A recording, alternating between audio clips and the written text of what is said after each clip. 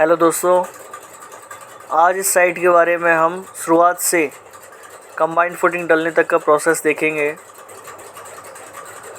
इस साइट पे सबसे पहले हमने क्या किया है, एक ड्राइंग है हमारे पास पीसीसी की, उसके अकॉर्डिंग लेआउट करके एनजीएल पे नेचुरल ग्राउंड लेवल पे हमने खुदाई कर ली है, एक्सकवेशन कर लिया है, उसके बाद ड्रेसिंग करी है और उसके बाद एक बार फिर से लेआउट करने के बाद पीसीसी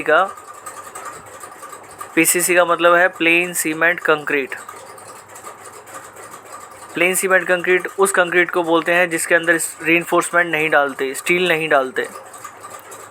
तो यहाँ पे हमने प्लेन सीमेंट कंक्रीट का जो रेशियो रखा है वो है 1:8:16। 1:8:16, 1 तसला सीमेंट, 8 तसला जमुना रेता और 16 तसले 40 mm बजरी।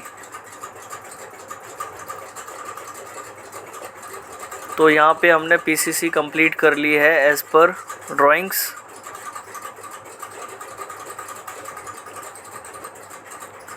इस पीसीसी की थिकनेस हमने 6 इंच रखी हुई है एज़ पर ड्राइंग्स।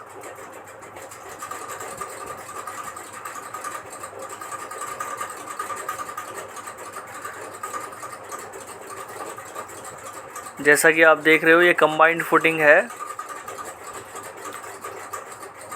2 से ज़्यादा कॉलम की एक साथ जो फाउंडेशन डालते हैं उसे कंबाइंड फुटिंग बोलते हैं। ये आइसोलेटेड फुटिंग है, ये एक ही कॉलम के लिए है। अब पीसीसी डालने के बाद स्टील की बारी है और स्टील डालने से पहले हम एक बार फिर से लेआउट करेंगे। हम सारे कॉलम्स जो है हमारे, उनकी पोजीशंस और लोकेशन डिफाइन करेंगे पीसीसी के ऊपर।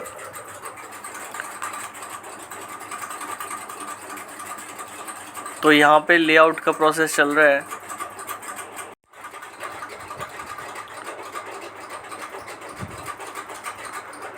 तो लेआउट करते टाइम ये ध्यान रखें कि जो बिल्डिंग है उसके जो चारों कोने हैं वो प्रॉपर तरीके से परपेंडिकुलर हों, और उसका तरीका है पाइथागोरस प्रमेय यूज़ करेंगे हम यहाँ पे राइट एंगल देखने के लिए।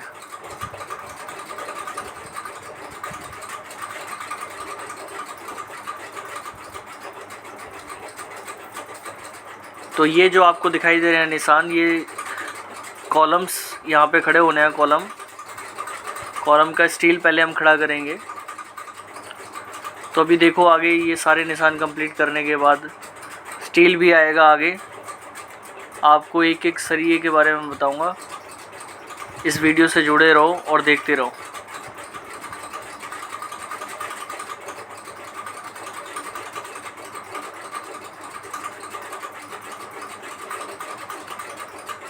तो ये बहुत ज़रूरी है कॉलम की लोकेशन पहले मार्क करना, उसके बाद हम स्टील इसके अकॉर्डिंग खड़ा करेंगे इसके ऊपर कॉलम का।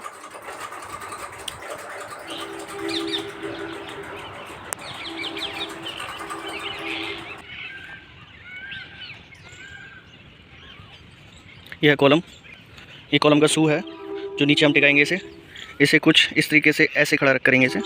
ये अपना बेस है, ये 20 mm का बार है आपका।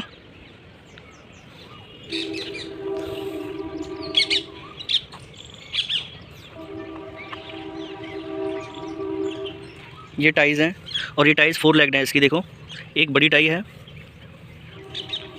और एक स्मॉल टाई है।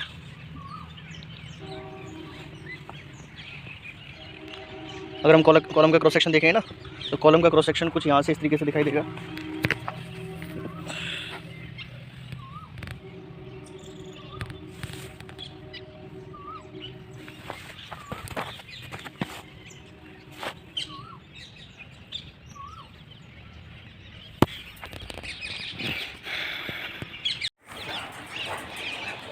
अब लेआउट करने के बाद ये देखो, लेआउट में हमने कॉलम के निशान लगा दिए हैं हर तरफ और पेंट से मार्क कर दिए हैं जहाँ जहाँ पे कॉलम खड़े होने हैं। अब हमने स्टार्ट कर दिया है स्टील। तो एज़ पर ड्राइंग्स स्टील हमने स्टार्ट कर दिया है। ये देखो, फुटिंग के ऊपर सबसे पहले हम बॉटम मैश यानी कि नीचे का जाल बिछा रहे हैं कंबाइंड फुटिंग का।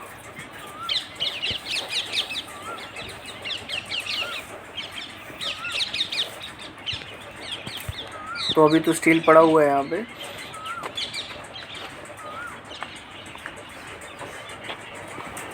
अभी पूरा स्टील स्टेप बाय स्टेप हम देखेंगे आगे कैसे कॉलम खड़े करने हैं। उसके बाद यहाँ पे देखो ये बॉटम मैश बना दिया है एज़ पर ड्राइंग, और कॉलम की मार्किंग करने के बाद ये नीचे वाला जाल बना दिया है। इसमें आपको ये जो है, जो मेन बार है जो नीचे है वो है 10 mm का, और जो आपको ये लंबा वाला सरिया दिखाई दे रहा है ये है 8 mm का डिस्ट्रीब्यूशन बार। अब ये देखो कॉलम खड़े कर दिए हैं।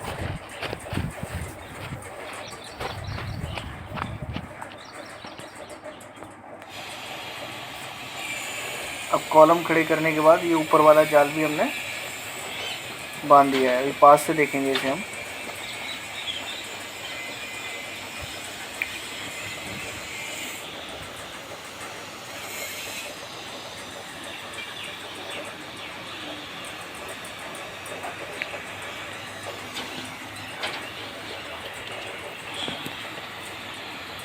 ये कंबाइंड बीम दिखाई दे रहा है आपको सेंटर में।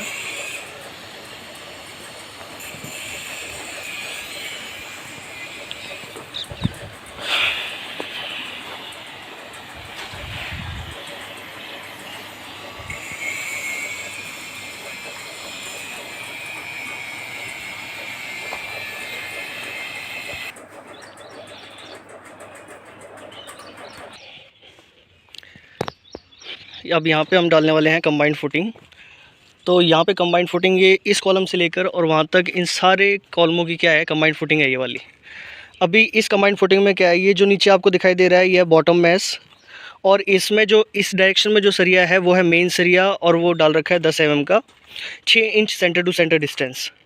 उसके बाद ये जो आपको लेंथ में दिखाई दे रहा है, इस मैश में जो स्टील दिखाई दे रहा है ये 8 mm का स्टील है, और ये 9 inch centre to centre distance पे बांधा हुआ है। मेन बार हमेशा बॉटम में होगा, और जो डिस्ट्रीब्यूशन बार है ये वाला जो लंबा वाला बार है बॉटम मैश में डिस्ट्रीब्यूशन बार है, ये टॉप में बंधा हुआ है। उसके बाद क्या किया है, उसके बाद कॉलम खड़े कर लिए हमने लेआउट के ऊपर। ये देखो लेआउट कर रखा है, पहले नीचे कॉलम का निशान लगा रखा है। उसके बाद ये कॉलम का स्टील है, ये कॉलम, उसके बाद कॉलम खड़ा कर दिया। ये जैसे देखो वहाँ पे कॉलम खड़ा किया हुआ है ना, ऐसे ही उसके बाद ये सारे कॉलम खड़े कर दिए। कॉलम का स्टील है, कॉलम में अलग अलग स्टील डला हुआ है। इसमें आप देख सकते हो इसमें 20 mm के स्टील डले हुए हैं। 20 mm के बार 1 2 3 और 4 20 mm के बार हैं, और ये जो सेंटर में ये 16 mm के बार हैं। 1 2 3 4 बार इसमें 16 के हैं और 4 20 के हैं। इसमें देखो ये टाइज़ है, और 4 लेग टाई है। एक ये मास्टर रिंग है और एक स्मॉल रिंग अंदर से डाला हुआ है। तो कॉलम अलग अलग हैं। यहाँ तो ये सारे कॉलम एक ही हैं, 4 16 और 4 20 का सरिया डला हुआ है इसके अंदर। अच्छा, उसके बाद क्या किया, उसके बाद कॉलम खड़ा करने के बाद ये बीम बांध रहे हैं हम, कंबाइंड बीम। कंबाइंड फुटिंग के अंदर कंबाइंड बीम हो गया ये इन सारे कॉलमों को क्या कर रहा है, एक दूसरे से बांध के रखेगा। तो कंबाइंड बीम बांधने की अभी शुरुआत करी है, और ये रिंग लूज़ है अभी इसके, ये रिंग 8 mm के हैं। अब ये कंबाइंड बीम जो है इसमें हमें दिखाई दे रहा है ऊपर स्टील डाल रखा है, 1 2 3 4 सरिये 20 के डाले हुए हैं, 1 और 2 सरिये 16 के डाले हुए हैं। और सर नहीं, इसका स्टील चेक कर लिया था क्या ढंग से एज पर? हेलो दोस्तों, तो इस साइड पे हम डिस्कस करने वाले हैं कॉलम के स्टील के बारे में, ओनली पर्टिकुलरली कॉलम के स्टील के बारे में। तो ये देखो कॉलम का स्टील, ये कॉलम का बॉटम है, ठीक है। आपको दिखाई दे रहा है ये वाला जो स्टील है, 1 2 3 4 5 6, ये जो सरिया ऊपर तक जा रहा है इस कॉलम का, जो ये वाला सरिया जा रहा है ऊपर तक, और ये ऊपर से नीचे शू बन रहा है, ये आपका कॉलम का शू। तो ये है आपकी लॉन्गिट्यूडनल स्टील, ठीक है ना, जो आपका मेनली लोड उठाएगी है लॉन्गिट्यूडनल स्टील आपकी। तो लॉन्गिट्यूडनल स्टील इसमें 20 mm के कितने बार हैं, 1 2 3 4 5 और 5 दूनी 10, 20 mm के बार हैं इसके अंदर। उसके बाद ये जो आपको दिखाई दे रहा है ये 8 mm का स्टील है, और ये इसको बोलते हैं हम टाई। यहाँ से लेकर ये पूरी राउंड है टाई, एक टाई हो गई और एक ये स्मॉल टाई है जो कि ये अंदर से अंदर है, ठीक है। तो इसमें 2 टाइज पड़ी हुई हैं, एक स्मॉल है और एक मास्टर है। तो इसको बोलते हैं हम 4 लेग्ड। 4L आप पढ़ते हो जब, तो 4L में क्या है, एक L ये हो गया, एक L ये हो गया, एक L ये वाला हो गया और एक L आपका ये हो गया। तो जब हम इसे ऊपर से देखेंगे तो इसमें ये 4L दिखाई देगा, 4 लेग। ये आपका हुक है। इस टाई में जो ये हुक दे रखा है आपका, ये 90 डिग्री का हुक है, ठीक है। ये हुक बना रखा है और इसे ये वायर से बांध रखा है अच्छे से, ठीक है ना। तो इन टाइज का जो मेन काम है वो है ये जो हमारी लॉन्गिट्यूडनल मेन बार्स हैं, इनको इनकी पोजीशन में खड़ा रखना। मेन काम तो इनका ये है। बाकी ये शियर को भी रजिस्ट करती हैं कॉलम के अंदर। आप बोलोगे कॉलम के अंदर शियर कहाँ से आया, तो अगर इन केस कॉलम के अंदर थोड़ी सी भी एसेंट्रिसिटी है या कॉलम की लेंथ ज़्यादा है तो कॉलम में चांसेस होते हैं बकलिंग होने के, बेंडिंग आने के, ठीक है ना। तो कॉलम में कई बार बेंडिंग आ जाती है इस तरीके से। तो उस केस में जब बेंडिंग होगी तो वहाँ पर शियर स्ट्रेसेस, शियर फोर्सेस भी होंगी, तो उनको भी ये टाइज रोकती हैं। तो मेन जो काम है यहाँ टाइज का ये है कि लॉन्गिट्यूडनल स्टील को उनकी पोजीशन में रखना। ये शू बहुत इम्पोर्टेंट है कॉलम की स्टील में, ठीक है। ये नीचे बॉटम मैश है, बॉटम मैश के ऊपर आपने ये जो है कॉलम खड़ा कर रखा है और ये शू जो है लगभग 15 इंच का है ताकि कॉलम अपनी पोजीशन में खड़ा रहे।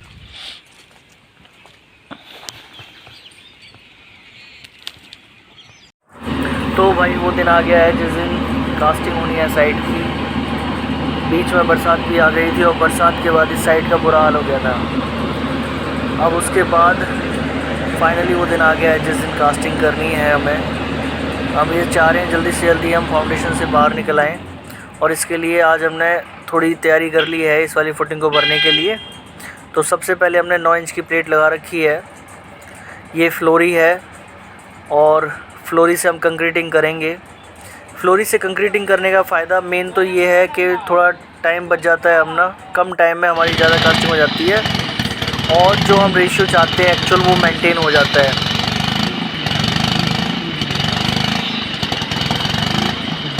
तो ये फ्लोरी से कास्टिंग चल रही है, फ्लोरी से माल बनाया हमने। फ्लोरी से दूसरा फ़ायदा ये है कि हम वेट बैचिंग कर सकते हैं और वेट बैचिंग ज़्यादा एक्यूरेट मानी जाती है वॉल्यूम बैचिंग से। Weight batching.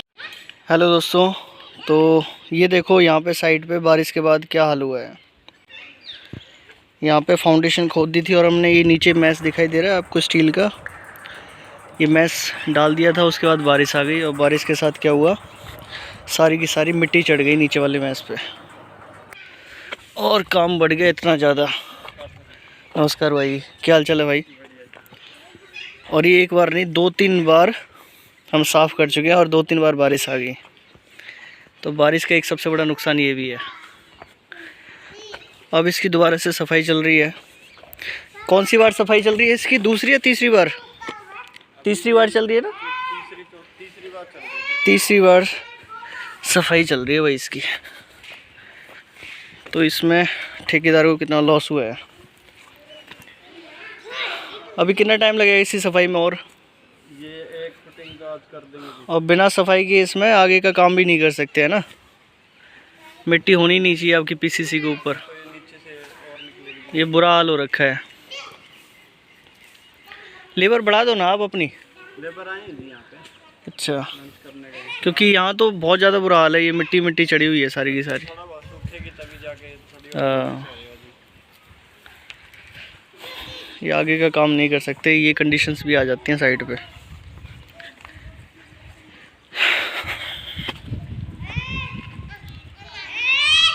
सारा का सारा मिट्टी चढ़ी हुई है। तो ये उधर वाली फुटिंग डाली हुई है हमने, ये कल डाली थी सफाई करके। और ये लेआउट भी सारा का सारा दोबारा देखना पड़ेगा क्योंकि सारे के सारे कॉलम अपनी जगह से डिस्प्लेस हो गया है। ये नीचे वाला जो हमने लेआउट किया था वो तो दिखाई देगा नहीं मेरे ख्याल से। नीचे हमने लेआउट करके पेंट के निशान लगाए थे ना। हाँ, अब तो मुश्किल मिलेंगे, लेआउट सारा दोबारा करना पड़ेगा। चलो कोई बात नहीं, ठीक है, करा लो। Thank you for watching my video. इस काम को और आगे देखने के लिए इस चैनल को सब्सक्राइब कर लो। ऐसी वीडियोस और आती रहेंगी आगे, स्टेप बाय स्टेप आती रहेंगी। Thank you for watching my channel. तो आज इस फुटिंग की कास्टिंग करने वाले हैं। ये वाली फुटिंग हो चुकी है कास्ट, और क्योरिंग के लिए गनी बैग्स डाल दिए उसके ऊपर। तो कास्टिंग से जस्ट पहले हम थोड़ा पानी का छिड़काव कर रहे हैं। कास्टिंग से कुछ देर पहले आपको इन बातों का ध्यान रखना है। एक तो कवर ब्लॉक होने चाहिए प्रॉपर, और शटरिंग जो है आपकी प्रॉपर डायमेंशंस में होनी चाहिए एज पर ड्राइंग्स। कॉलम भी चेक करने हैं आपको कि कॉलम प्रॉपर लेआउट में है कि नहीं। कॉलम्स की पोजीशन बहुत इम्पोर्टेंट है। ये हमने कास्टिंग कर दी है भाई, और ये देखो, ये जो आपको दिखाई दे रहा है ऊपर सरिया जो है वो है बीम का। ये कंबाइंड बीम है, इसकी कास्टिंग हम करेंगे बाद में। पहले हमने टेपर पोर्शन तक कास्टिंग कर ली है।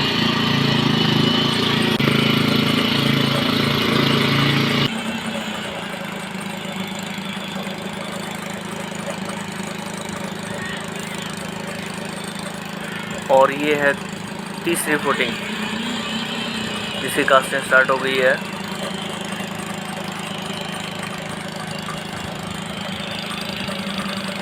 तो बायोमीटर का ज़रूर ध्यान रखें कि बायोमीटर आपको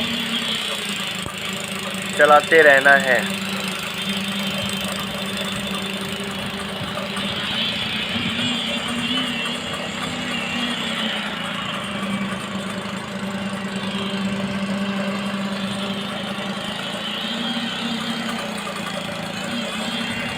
कास्टिंग के टाइम पे आपकी फुटिंग बिल्कुल साफ़ होनी चाहिए, मिट्टी ना हो नीचे। ये नीचे जो है पीसीसी के ऊपर कर रहे हैं हम, डायरेक्ट मिट्टी के ऊपर नहीं कर रहे हैं कास्टिंग, ये ध्यान रखें।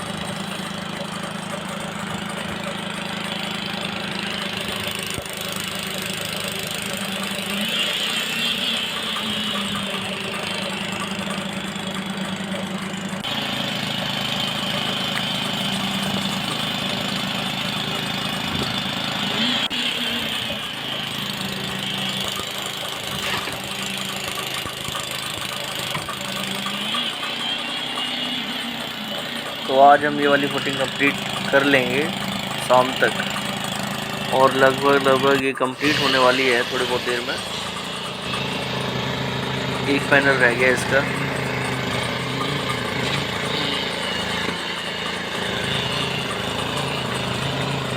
और जैसा कि मैंने कहा, बायोमीटर का आपको पूरा ध्यान रखना है। ये कास्टिंग हो गई है, ये देखो, ये बीम की कास्टिंग हम मैंने बताया था ना बाद में करेंगे। तो पहले नीचे फुटिंग की कास्टिंग करनी है, उसके बाद बीम की कास्टिंग है। ये एक दिन बाद की कास्टिंग है। ये जो हमने नीचे की कास्टिंग करी उसके एक दिन बाद हमने इस बीम की कास्टिंग करी है। साथ ही साथ भी कर सकते हैं, लेकिन आप ऐसे खड़े नहीं हो पाओगे फिर कास्टिंग के ऊपर। इसकी अलग से शटरिंग करनी होती है बीम की। प्रॉपर बायोमीटर चलना बहुत ज़रूरी है, और ये ध्यान रखें कॉलम अपनी प्रॉपर पोजीशन पे खड़े रहें, सीधे खड़े रहें।